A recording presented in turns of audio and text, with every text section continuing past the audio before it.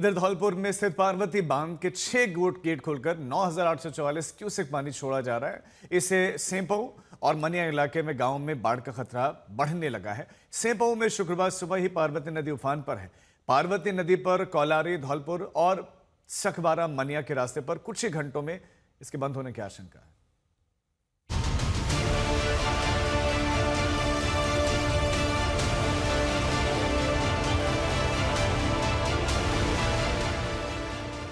ये चंबल नदी का कहर है।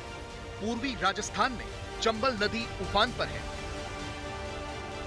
खतरे के निशान से 12 मीटर ऊपर बह रही चंबल नदी अपनी धारा बदल दी है और धौलपुर के कई गांवों में घुस गई है। इस वक्त चंबल की वजह से धौलपुर के कई गांव टापू बन गए हैं। हजारों लोग प्रभावित, हजारों एकड़ की फसल बर्बाद हो गई है। लोग गांव में फंसे हुए हैं, जिनके पास खाने पीने की भी बहुत दिक्कतें हैं।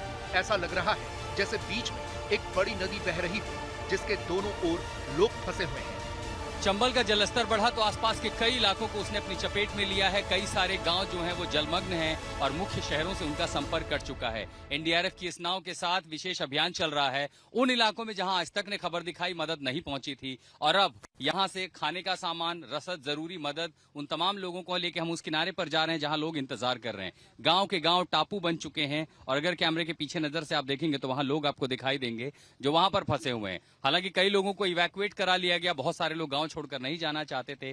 खाने पीने की दिक्कत, पानी की किल्लत, चंबल का जलस्तर घट रहा है, जल्दी ही सड़क भी खुल जाएगी। लेकिन जिस जगह पर ये नाव चल रही है, ये नाव का रास्ता नहीं है जहां मैं चल रहा हूं। ये दरअसल एक सड़क है जो हर गांव के एक हिस्से को प्रमुख शहरों से जोड़ती है। जो सब कुछ जलमग्न आप सागर देख रहे हैं, ये दरअसल खेत खलिहान हैं जो इस समय डूबे हुए हैं। चंबल की धारा दूसरी तरफ है, लेकिन इस समय सब कुछ जलमग्न है। धौलपुर जिला सबसे ज्यादा प्रभावित हुआ है, चाहे पार्वती का जलस्तर हो या फिर चंबल का जलस्तर हो।